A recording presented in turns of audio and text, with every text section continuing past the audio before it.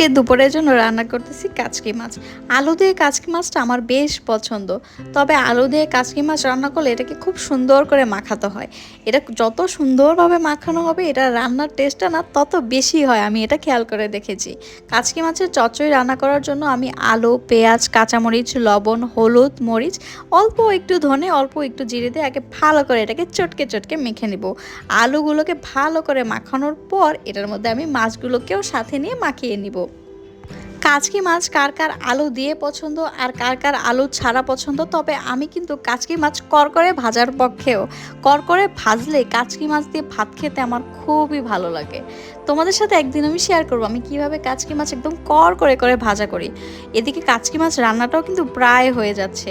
এটাকে একটু হালকা করে নেড়ে চেড়ে দিলাম, দেওয়ার পরে লাস্টে এটাকে গার্নিশে আমি ধনেপাতা দিচ্ছি। ধনেপাতা ছাড়া কোনো কিছুই কমপ্লিট হয় না আমার জন্য।